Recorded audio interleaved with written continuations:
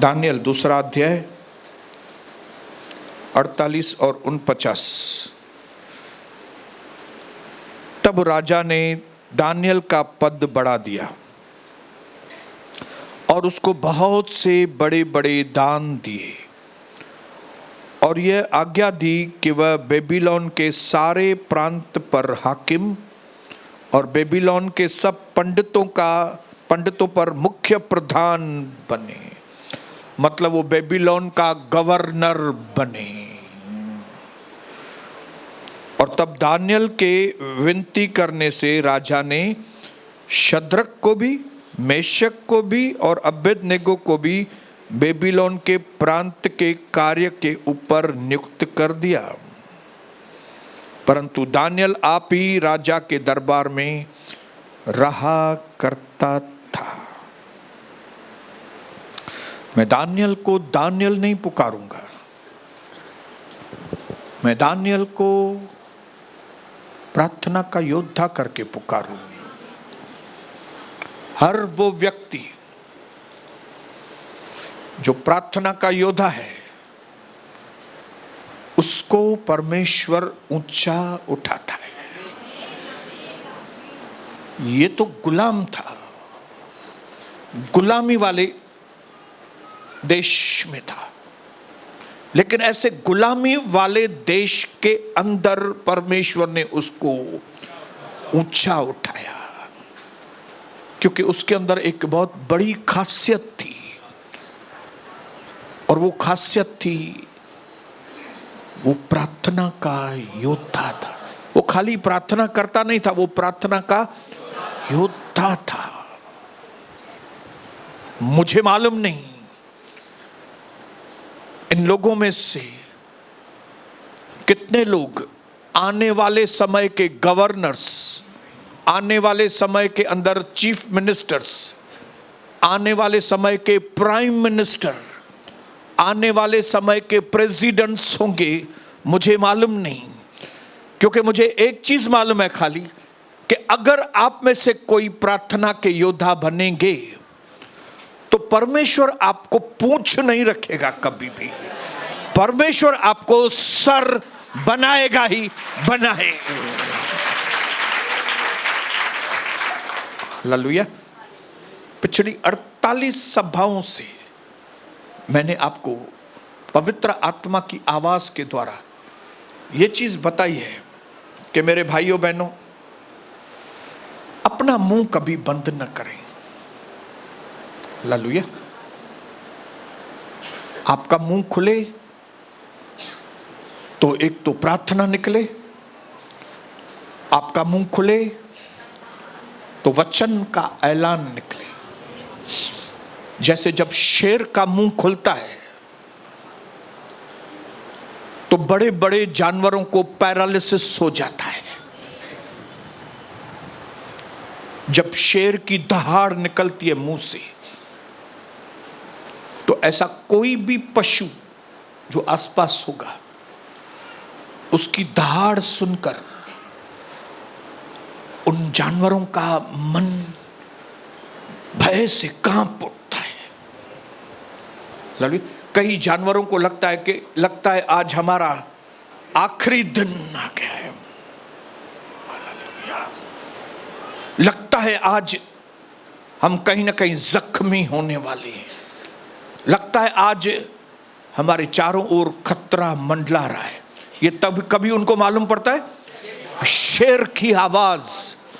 आपको मालूम है, जब आप कमरा बंद करते हो और परमेश्वर के आगे विनती और प्रार्थना करते हो, तो आपके घर के आसपास चारों ओर से जो शैतानी पावर, नेगेटिव पावर जो आपके पीछे लगाए गए हैं कि इस व्यक्ति की हर एक जीवन की तरक्की को रोको, इसके जीवन को खत्म करो, उन सारे जंगली जानवरों के हृदय कांप उठते हैं जब आप कमरे में इस मकसद से प्रवेश होते हो अपने, कि अभी मुझे घुटना टेकना है।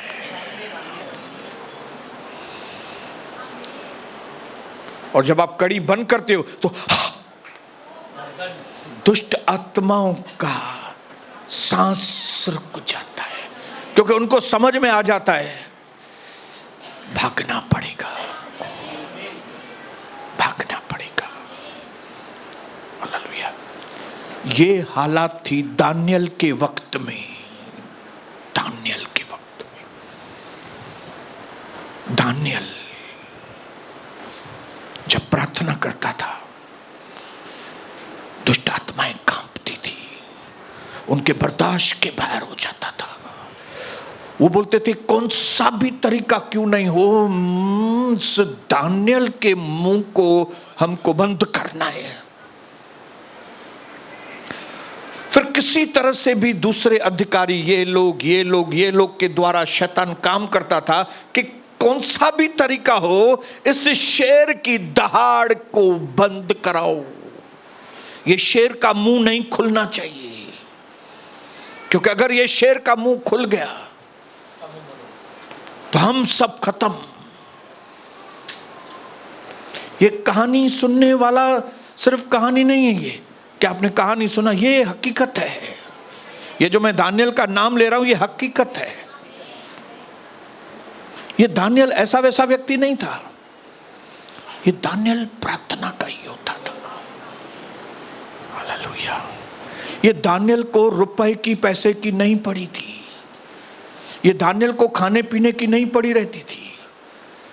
ये इतनी बड़ी पोजीशन क्यों हासिल की? क्योंकि उसको किसी भी प्रकार की लालच की, शराब की, दूसरी गलत बातों की उसको पड़ी ही नहीं थी।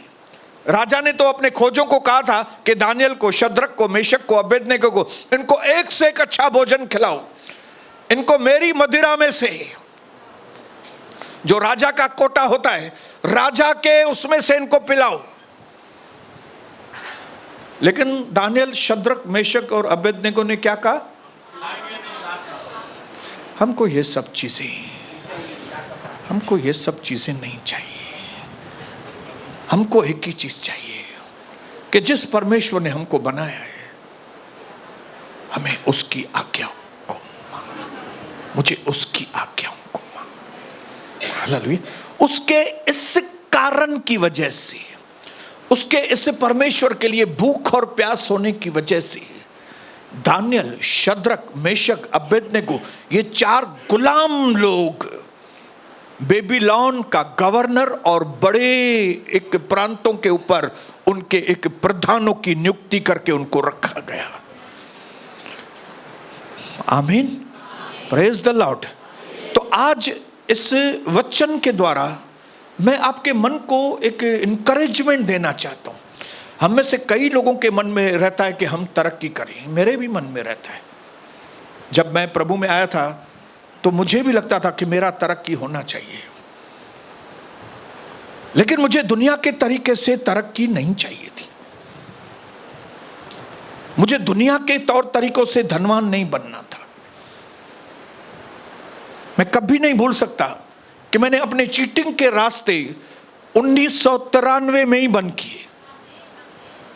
गलत तरीके मैंने बंद किए और मैंने परमेश्वर से विनती की, प्रभु आपने मुझे पाप से छुड़ाया। मैं ये जो दुनिया के गंदगी में गिरा हुआ था, अच्छा हुआ मेरी तो पहले आपने आंखें खोली कि मैंने पाप को पाप समझा। हालेलुया। जब मैं प्रभु के साथ बैठता था तो मुझे प्रकाशन प्रभु देता था कि जिन कामों को मैं बहुत ऑर्डिनरी समझता था, लेकिन वो परमेश्वर की नजरों में कितने घिनौने थे। हालेलुया। प्रभु ने मुझे रिवलेशंस, प्रकाशनों से भरा कि क्यों तुम्हारी पत्नी डिप्रेशन में क्यों थी, तुम खुद डिप्रेशन में क्यों थे, तुम्हारे ऊपर क्या हो गया था। हालेलुया। ये सारी चीजें जब मुझ पर जाहिर हुई, हकीकत जाहिर हुई, तब मुझे पाप की भयानकता समझ में आ गई। और उस दिन से, भले उस वक्त मैं इतना पावरफुल नहीं था, क्योंकि मुझे पवित्र आत्मा के बारे में भी इतना मालूम नहीं था, वचन के बारे में भी इतना मालूम नहीं था, लेकिन मुझे यीशु अच्छा लगता था। क्योंकि मैंने देखा कि अलग अलग जो पहले मैं देवी देवताओं को मानता था, उनकी कहानियां मुझे सब काल्पनिक लगती थी, लेकिन ये यीशु का नाम लेता था मेरा पास्टर, तो मेरा ऐसा बुखार आता था मेरे को। ऐसा कोई लहर गूंजती थी। तो मैं प्रभु को कहता था, प्रभु आप मुझे सच में बहुत पसंद है, मैं आपके सत्संग में बैठता हूं तो मुझे बहुत अच्छा लगता है, लेकिन प्रभु मेरे रिश्तेदारों ने इतनी तरक्की की है, ये सब आगे चले गए हैं, मेरे दोस्त लोग इतने आगे चले गए। क्योंकि जब एक अविश्वासी आदमी होता है, मैं आपको बताऊं, उसको पैसों के सिवाय कोई दूसरी बात दिखती नहीं है। समझ रहे हैं बात को? हालेलुया। ये बाद में जब एक व्यक्ति आत्मिक होता है तो उसको समझ में आता है कि पैसा सबसे आखिर में है, लाइन में सबसे आखिर में, लेकिन अविश्वासी के लाइन में सबसे पहले, क्योंकि दुनिया आपको पैसों से तोलती है। लेकिन उस वक्त क्योंकि मैं बच्चा था और मैंने परमेश्वर से यह विनती की थी कि प्रभु मुझे कम से कम इस समाज में एक ऐसी पोजीशन देना पिता कि मैं अपने रिश्तेदारों के आगे, दोस्तों के आगे खड़ा हो सकूं। और मैं परमेश्वर को धन्यवाद करता हूं कि उस विनती को परमेश्वर ने सुना और मेरे सारी घटियों को खत्म करके उसने मेरे कटोरे को उमड़ना, लेकिन इसके लिए टाइम लगा। बोलो टाइम। प्रभु में और शैतान में एक ही फर्क है कि शैतान आपको तुरंत फर्श में से अर्श पे लेके आता है और फिर वो तुरंत अर्श में से आपको फर्श में पटक देता है, नीचे पड़े रहो अभी। हालेलुया। क्योंकि कई लोग उस वक्त जो हाई पोजीशन में थे मेरे सामने, अभी वो एकदम लो पोजीशन में है, लेकिन इन 30 सालों के अंदर slowly, step by step, step by step, step by step, परमेश्वर के साथ संबंध होने की वजह से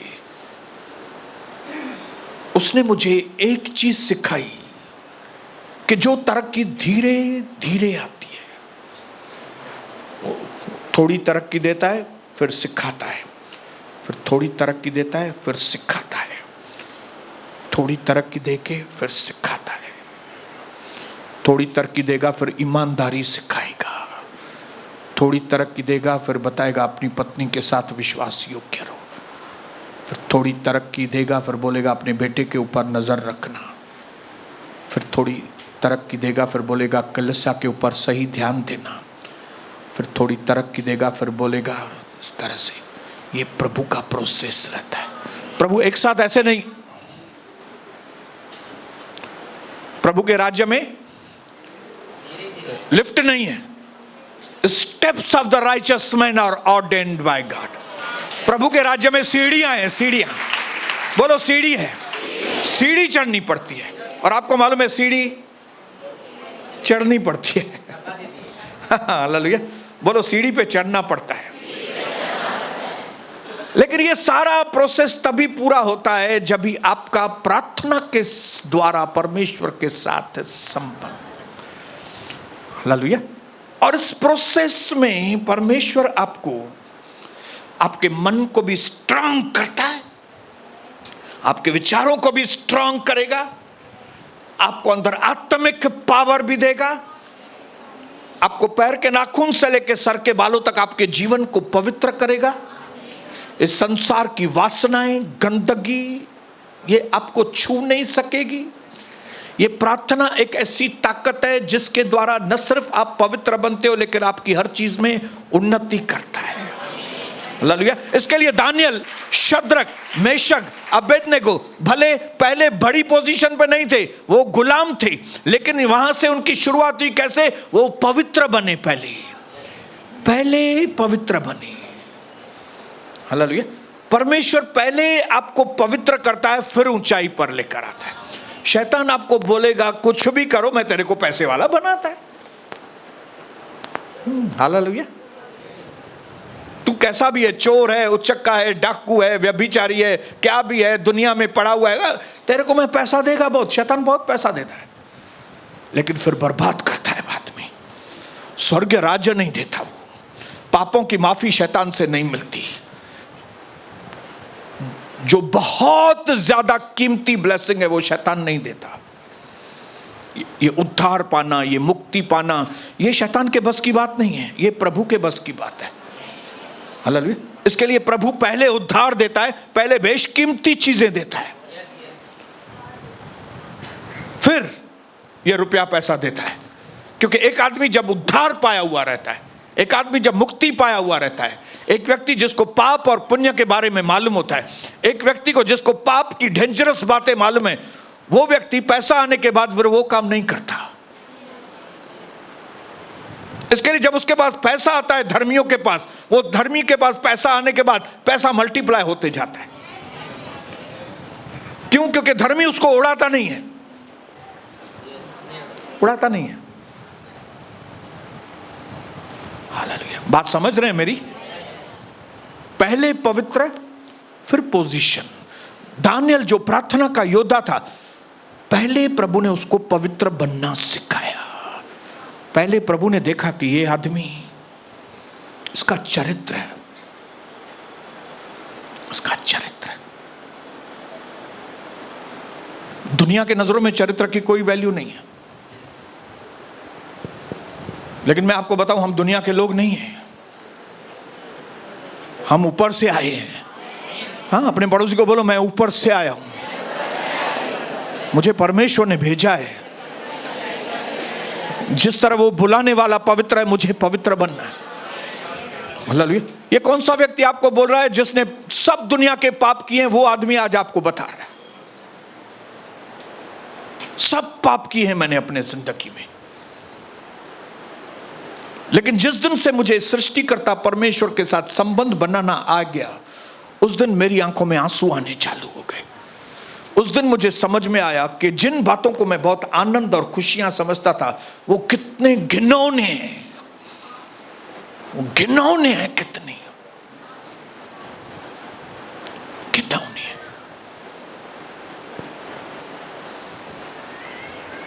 मैं टॉपिक से इधर उधर नहीं जाऊंगा, मैं दानियल के ऊपर ही हूं। प्रार्थना और वचन, प्रार्थना और वचन। और जिन लोगों को भी प्रार्थना और वचन, प्रार्थना और वचन, ये दोनों चीजें जिनको नहीं समझ में आएंगी, उनको दो दूसरी चीजें समझ में आती हैं। फिर से बोलता हूं, जिनको प्रार्थना और वचन का ऐलान, परमेश्वर का वचन, ये अगर दो चीजें जिसको नहीं समझ में आती है ना, अच्छी नहीं लगती, उनको दो दूसरी बातें अच्छी लगती हैं।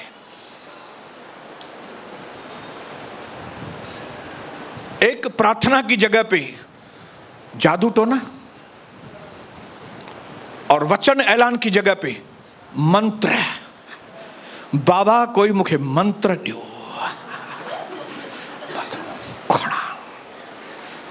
शॉर्टकट। वचन नहीं, मंत्र, प्रार्थना नहीं, जादू टोना। जादू टोने को खाली ये मत समझिए कि किसी ने काला धागा दिया आपको या भभूति दिया। इस दुनिया में हजारों किस्म के जादू टोने। जादू टोना करना मतलब एक मनुष्य दूसरे मनुष्य को वश में कर देता है, वशीकरण। आपके दिमाग में खाली वही आदमी गूंजेगा, फलाना बाबा, बाबा बाबा बाबा बाबा। ये कौन से लोग हैं? वशीकरण, वशीकरण। ये कौन से लोग हैं जिनको प्रार्थना नहीं चाहिए, पवित्र जीवन नहीं चाहिए, साफ सुथरा जीवन नहीं चाहिए? उनको क्या चाहिए? उनको ये चाहिए, मनी चाहिए, क्योंकि वो हर चीज को मनी से तोलते हैं। मैंने प्रभु से कहा कि प्रभु, ये मेरे जो रिश्तेदार हैं ये सब मनी से तोलते हैं, तो मुझे पैसे चाहिए, मुझे पैसे चाहिए।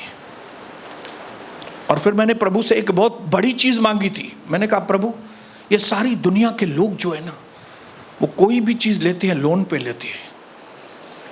प्रभु, मैं एक ऐसा व्यक्ति ठहरूं खानदान में कि मैं कभी जिंदगी में लोन नहीं लूं, मैं लोन नहीं लूं। और मैं आपको प्रभु की महिमा के लिए बताना चाहता हूं, मेरे ऊपर एक रुपए का भी लोन नहीं है। कर्जा नहीं है। जब बैंक से फोन आता है, सर आपको कोई लोन की जरूरत है, मैं बोला मैं लोन लेता नहीं हूं, मैं बैंक को लोन देता हूं।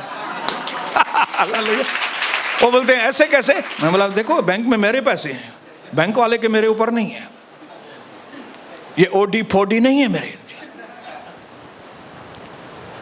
जब आप परमेश्वर से पवित्रता को मांगेंगे तो प्रभु आपको सब कुछ देता है। लेकिन ये सारी चीजों को मुकम्मल करने के लिए, ये सारी चीजों को सिस्टम वाइज करने के लिए आपको कमरा बंद करके घुटना टेक के प्रार्थना करनी पड़ेगी। अभी आपके ऊपर है, या तो आप प्रार्थना और वचन को पकड़ो, और नहीं तो आपको चार्म्स और विचक्राफ्ट। चार्म्स मतलब मंत्र है, बाबा कुछ करो मेरे लिए। वो बोलेगा ठीक है। 1992 में मुझे एक 17-18 साल का एक ज्योतिषी, मैंने उसको बताया कि मेरे घर में बहुत प्रॉब्लम है, मेरी वाइफ मेरी सुनती नहीं है, तो मैं क्या करूं? तो उसने बोला चिंता मत करो, आपकी वाइफ नहीं सुनती है, मैं नासिक में एक बलिदान सैक्रिफाइस करके आऊंगा नासिक। तो मैं बोला मेरे पास थोड़ा टाइम नहीं है नासिक चलने का। बोले आपको जाने की जरूरत नहीं है, 1500 या 2000 रुपया खर्चा आएगा, उसमें भी पूरा पैसा अभी मत दो, आपको जितना चाहिए अभी मुझे दो, फिर मैं जाऊंगा नासिक, काम पूरा करके आऊंगा और फिर आप मुझे पैसा देना। और मैंने उसको 700 रुपए 1992 में दिए थे, और मैं समझता हूं वो लास्ट पैसे मैंने कोई बाबा को दिए थे। उसके बाद कोई बाबा फिर मेरे पास नहीं आया।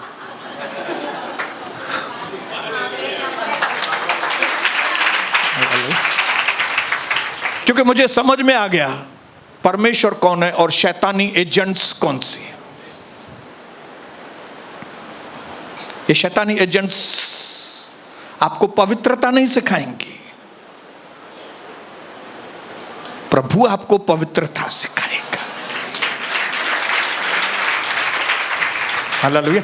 अगर दुनिया की कोई भी ऐसी चीज है जो आपका चरित्र हरण नहीं कर रही है, आपके चरित्र को अगर खराब नहीं कर रही है, तो वो चीज हमेशा आपके फायदे वाली रहेगी।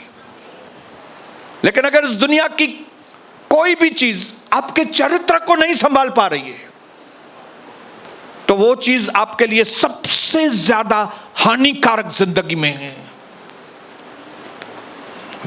आप ABCDEFG किसको भी मान रहे हैं, लेकिन पवित्र नहीं है, आपको पवित्रता अच्छी नहीं लगती। कोई बोलता है फिल्म पे चलो तो आपको फिल्म पे उसके साथ जाते हैं, लेकिन कोई बोलता है कलीसिया चलो तो कलीसिया आप नहीं आते। दैट मीन्स यू आर अपवित्र व्यक्ति, अपवित्र। हालेलुया। ये पवित्रता सिर्फ यीशु प्रभु के पास मिलती है। इसके लिए प्रभु यीशु ने कहा मार्ग जीवन और सत्य, बिना मेरे द्वारा कोई भी पिता के पास नहीं पहुंच सकता। एक अंधा व्यक्ति दूसरे अंधे को रास्ता नहीं दिखा सकता, लेकिन एक जिसकी आंखें सही हैं, जिसकी आंखें खुली हैं, वो ही दूसरे व्यक्ति का हाथ पकड़कर उसको सही मार्ग पर लेकर जा सकता। हालेलुया। दूसरा इतिहास घर में जाके पढ़ना आप, क्योंकि काफी लंबा पैसेज है और मेरे पास टाइम उतना नहीं है कि मैं आपके लिए वो मैसेज पढ़ूं। दूसरा इतिहास 33 अध्याय में 1 से 12-13 तक वचन पढ़ेंगे, तो उसमें उस समय का एक राजा था जिसका नाम था मनस्से। मन से नहीं, मनस्से। बोलिए मनस्से। मनस्से, MANNSEY, मनस्से। एक व्यक्ति था, राजा था। जब छोटा 12 साल का था तभी से वो राजा बना था। कितने साल का था? 12 साल की उम्र से वो राजा बना था। लेकिन 12 साल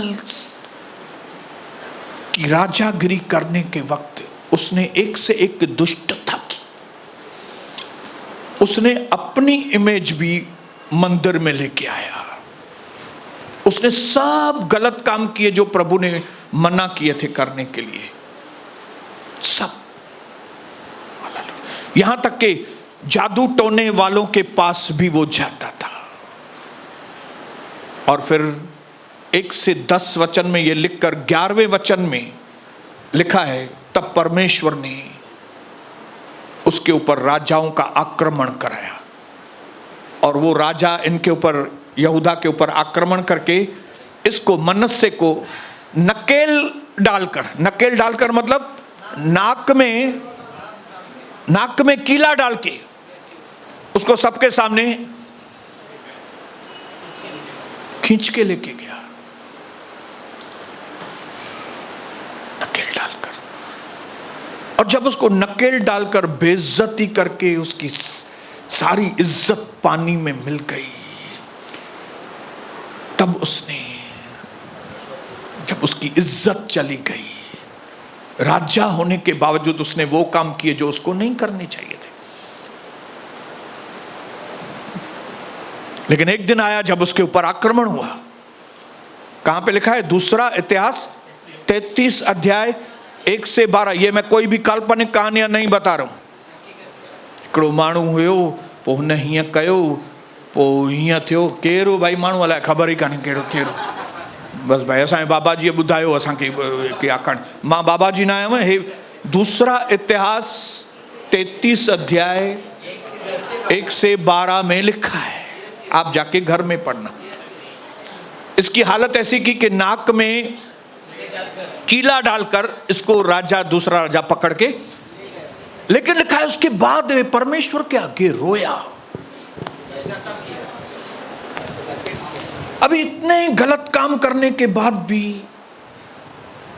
कम से कम बाद में उसको पश्चाताप आया। और वचन में लिखा है वो रोया, प्रभु के आगे विनती की, प्रार्थना की। ऐसा लिखा है उसने विनती की, प्रार्थना की, विनती की, प्रार्थना की, विनती की, प्रार्थना की। और लिखा है परमेश्वर ने उसकी विनती को फिर सुन लिया।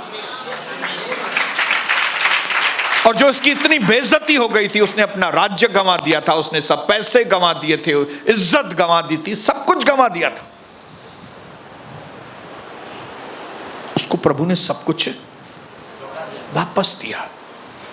अगर इस 13 अध्याय 1 से 13 वचन जब आप पढ़ेंगे ना, तो आपको पूरी फार्मूला समझ में आ जाएगी कि अगर आपको प्रार्थना और वचन नहीं चाहिए और आपको जादू टोना और मंत्र चाहिए, तो आपको बेइज्जती सहन करने, आपका जीवन बेइज्जती वाला हो जाएगा, आप इज्जतदार नहीं रहेंगे। हालेलुया।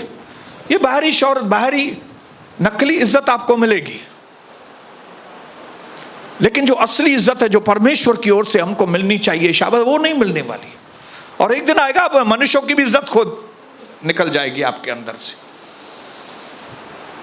लेकिन उसने सब कुछ खो के भी जब वापस उसने अपने घुटने प्रभु के आगे टिके, तो उसने जो कुछ भी खोया था वो सब वापस आया। तो आप इसमें से एक फार्मूला समझो। ये फार्मूला है, ये फार्मूला है। हमारे पिता ने हमको फार्मूला दिया है। हमारा पिता स्वर्गीय परमेश्वर, उसने फार्मूला दिया है कि अगर तुम ऐसे करोगे तो मैं तुमको बहुत ऊंचा उठाऊंगा। और जब मैं तुमको एक मिनट जब मैं तुमको ऊंचा उठाऊंगा ना, तो इस दुनिया की कोई भी ताकत तुमको नीचे नहीं कर सकेगी। और तब तुम सिर्फ पैसे में नहीं बढ़ोगे। लिखा है तुम्हारे बच्चे भी उठ उठ कर तुमको धन्य बोलेंगे। हालेलुया। और तेरी पत्नी भी बोलेगी, डार्लिंग मेरे को आप मिल गए तो सच में। और अगर नहीं तो आपकी पत्नी बोलेगी, तू जड़ी खां मिलियो घर नर्ग करे छॾियो थी मुझो। हालेलुया। मैं परमेश्वर को धन्यवाद करता हूं कि 1993 में मुझे ये फार्मूला मिला। और जब मैंने ये मनस्य का 13 वचन के अंदर आपको सारी फार्मूला समझ में आ जाएगी भाइयों बहनों। हालेलुया। मैं क्यों अपनी कहानी बता रहा हूं? क्योंकि आप मनस्य को तो जानते नहीं। आप बोलेंगे मालूम नहीं मनस्य कौन है यार, मेरे को क्या मालूम अभी 2000 वर्ष पहले 3000 वर्ष पहले क्या है। तो आप अगर मनस्य नहीं समझ में आए तो सोनी बसंतानी को देखो। हालेलुया। ये व्यक्ति भी 1993 में सब कुछ खो चुका था, अपनी पत्नी भी खो चुका था, अपने बच्चे भी खो चुका था, इज्जत भी खो चुका था। लेकिन ये घुटने टेकना, ये प्रार्थना करना, ये घुटने टेकना, ये प्रार्थना करना, यीशु मसीह को आवाज देना, प्रभु के करीब आना, चाहे कुछ भी दूसरी बातों में कॉम्प्रोमाइज, लेकिन प्रभु के साथ मैंने कोई भी कॉम्प्रोमाइज नहीं किया। मैंने कहा नहीं, कुछ भी हो जाए मैं प्रभु के साथ कोई भी कॉम्प्रोमाइज नहीं करूं। इसके लिए भले थोड़ा वक्त लगा, बोलो थोड़ा वक्त लगा, लेकिन आपको मालूम है जब थोड़ा वक्त लगता है। मैं एक जगह फ्लैट बुक कराने के लिए गया तो उसने बोला 35 माले की हम लोग बिल्डिंग बना रहे हैं सेठ, तो आप अगर बुक करेंगे तो हम आपको 3 साल में पोजीशन देंगे। मैं बोला अभी तक प्लिंथ भी नहीं आया, तुम्हारा नींव भी नहीं बना है और 35 माले की बिल्डिंग आप बनाएंगे तो 3 साल में कैसा होगा? तो उसने बोला कोई बड़ी बात नहीं है, हम हर 15 दिन में एक स्लैब। कितने दिनों में?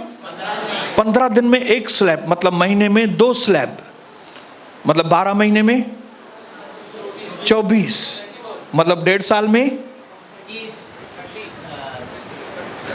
करो कैलकुलेशन। तो मैं बोला खाली क्या स्लैब ही डालते जाओगे क्या? हाँ, और कुछ है कि नहीं काम उसके पीछे? हालेलुया। तो मैं बोला 15 दिन में अलाउ होता है क्या एक स्लैब? और जब बारिश होगी जून जुलाई अगस्त सितंबर, तब भी आप 15 दिन में एक स्लैब डालोगे तो वो बिल्डिंग क्या बनेगी? हालेलुया। इसके लिए परमेश्वर के वचन में लिखा है धनी होने में उतावली मत करना। दूसरे धन में बढ़ रहे ना, बढ़ने दो उनको, ब्लेसिंग करो उसको, बढ़ो बोलो उनको, बोलो मेरा भी एक दिन आएगा, मेरा भी आएगा। अभी तुम मेरे को उल्टा सीधा बात करो भले, लेकिन भजन संहिता 23 में लिखा है वो दुश्मनों के आगे मेज बिछाता, उसने मेरे सर पे तेल मला है,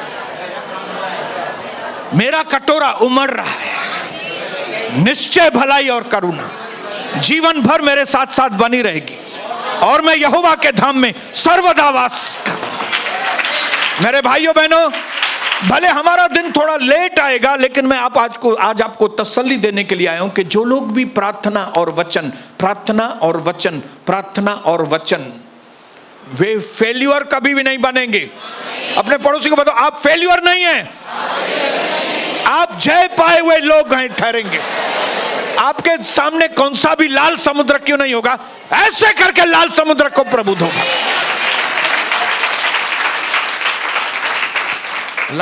ये प्रार्थना की शक्ति सबसे महान शक्ति है।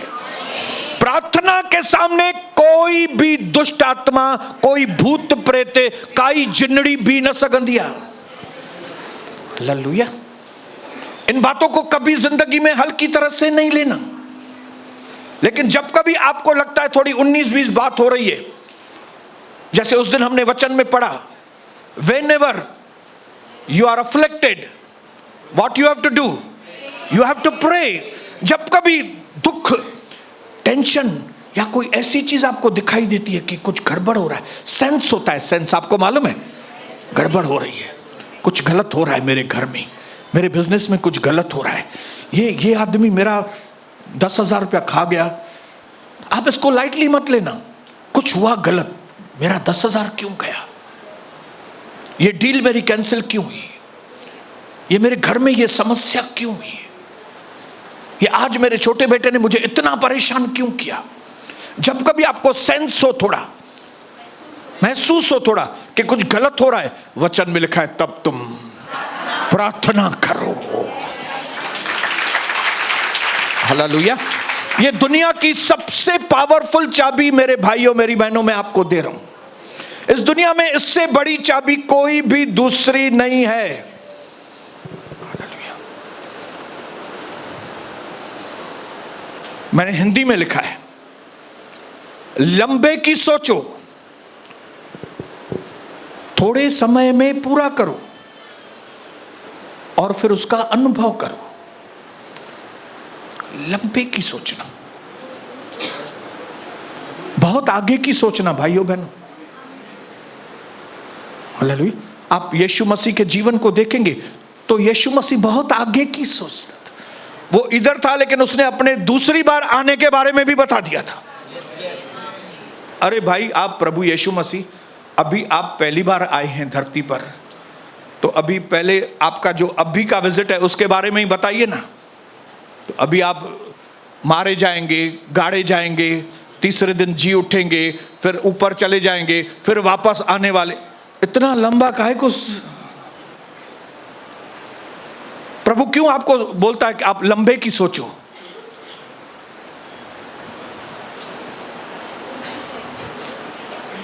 क्योंकि लंबे तक हम लोग राज्य करने वाले हैं भाई। हालेलुया। अरे भाई, आप लंबे समय तक राज्य करने वाले हैं। हालेलुया। आप परमेश्वर के राइट हैंड में बैठने वाले हैं। हालेलुया। सोचो लंबे की, लेकिन काम जल्दी पूरा करने की कोशिश करो। अभी काम में देरी मत करो। जो काम आज प्रभु ने आपको दिया है उस काम को आज पूरा करो। क्विकली, किसी बात में देरी मत करो। Don't let yesterday eat up too much of today. कल की बीती हुई बातें आज के दिन को खाने नहीं पाए ज्यादा। आज का दिन बहुत इंपॉर्टेंट है, 24 आवर्स। आज कल की बातें आज को वेस्ट न करें। घड़ी घड़ी पुरानी बातें, पुरानी असफलताएं याद नहीं करो। अभी आज क्या करना है वो करने के लिए अपने आप को तैयार हो जाओ। इंश्योर यू एंड्योर, ये बात अपने अंदर पक्का करो कि आप इस चीज को निरंतर करते रहेंगे। Ensure you endure. अब ये चीज आज ही खाली नहीं, खाली कल नहीं, लेकिन ये जो बातें आपको परमेश्वर बता रहा है अपने अंदर पक्का करो कि ये चीज मुझे सिर्फ आज नहीं, कल नहीं, मुझे हमेशा के लिए इस बात को पकड़ना है। Because life is a shipwreck. हमारी जिंदगी जो है ना वो उस जहाज के जैसा है जो टूट चुका है। आज नहीं तो कल ये जिंदगी आपको, ये शरीर आपको छोड़ना है, पक्का है। हालेलुया। इसके लिए तैयारी करो कि लाइफ बोट के अंदर आप खुशियों के गीत गाओ। जहाज डूबने वाला है लेकिन हम नहीं डूबने वाले। क्यों? क्योंकि हर जहाज के अंदर लाइफ बोट रहती है, बचाव की नावें रहती हैं। हालेलुया। आपको उस नाव में प्रभु ने बिठाया है, आपके लिए वो नावें रखी हैं जिसका नाम है यीशु प्रभु। हालेलुया। आपके लिए वो नावें रखी हैं, तो इंश्योर करो कि आप उस नाव में आनंद के गीत गाएंगे, न कि मेरा जहाज डूब। अरे ये तो ये दुनिया छोड़नी है हमको यार। ये ट्रायल के लिए खाली हमारे लिए, ये टेम्पररी है। हम यहाँ पे, यहाँ की चीजें परमानेंट नहीं है हमारे लिए। अगर यहाँ की चीजें परमानेंट होती तो मैं कुछ रुपए गड्ढे में साथ में लेके जाता था, लेकिन एक भी चीज इधर की नहीं लेके जाऊंगा मैं। क्यों? इधर की चीजें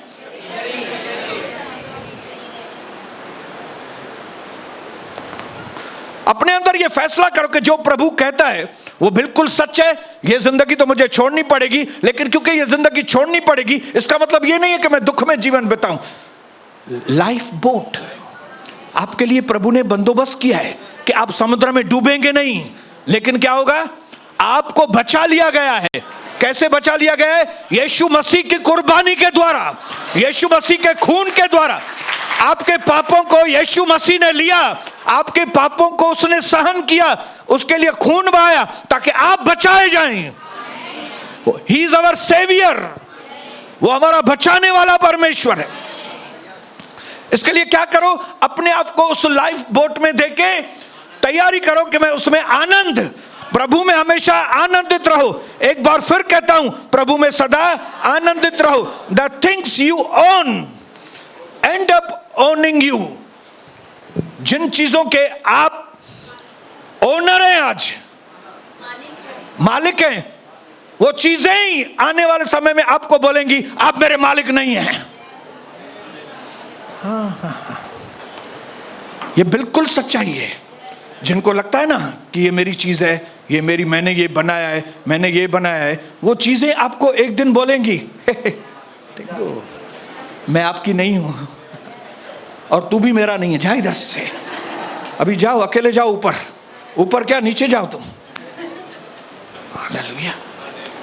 इंग्लिश में पढ़ता हूं ताकि और आपको इसका meaning, the things you own, जो चीजें आपको लगता है मैं ओन करता हूं, मतलब मैं मालिक हूं, एंड अप ओनिंग यू, वो चीजें ही आपको बोलेंगी चल रहे इधर से। वो चीजें जो हमको बोले चल रहे इधर से, क्यों नहीं हम ही बोले ना चीजों को।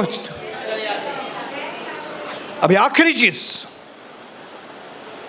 Live your life like you are hero in the movie. अपनी जिंदगी को प्रभु में ऐसे जियो मानो इस 60 साल 70 साल की जिंदगी के अंदर अपनी इस मूवी के आप हीरो हैं। मैं हीरो हूं। बोलो अपने पड़ोसी को, मैं हीरो हूं, मैं हीरो हूं, मैं विलेन नहीं बनूंगा, मैं हीरो हूं। और जब अपने आप को हीरो कहते हैं तो आपका चाल चलन कैसे होना चाहिए? हीरो के जैसा। हीरो, बोलो हीरो। विलेन दूसरे की पत्नी को देखता है, हीरो देखता है क्या अपनी दूसरे की पत्नी को? हालेलुया। विलेन दूसरे की धन दौलत को देखता है, लेकिन हीरो देखता है क्या कभी? नहीं।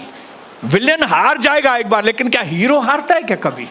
बोलो मैं वो हीरो हूं। परमेश्वर ने मुझे प्यार किया है ताकि मैं मोर देन कॉन्करर बनूं, मैं जयवंत से ज्यादा बढ़कर हूं। और वो जय मुझे सिर्फ प्रार्थना और वचन, प्रार्थना और वचन, प्रार्थना और वचन, ये दो चीजें ऐसी हैं, वो ईगल के पंखों के जैसे। अगर ये दो पंख ईगल के बराबर है, एक प्रार्थना और एक वचन, अगर ये दोनों पंख बराबर हैं तो आपको मालूम होना चाहिए ईगल उड़ता नहीं है, ईगल ग्लाइड करता है। ग्लाइड। बर्फ पे कैसे क्या होता है? बर्फ पे आदमी चलता नहीं है, खसकता है। वैसे ही ईगल हवा में उड़ता नहीं है, ईगल हवा में खसकते जाता है। वो हवा की दिशा को देखता है और अपने आप को हवा के हाथ में दे देता है, और वो हवा की ताकत से वो इसके लिए फड़फड़ नहीं करता,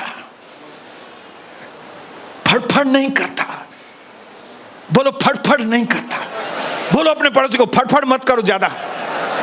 मैं फड़फड़ मत करो, प्रार्थना करो, वचन, प्रार्थना और वचन, तुम बन जाओगे ईगल। और फिर ईगल SOR, सोर जिसको कहते हैं। सोर मतलब हवा में तैरता है, वो हवा में तैरता है।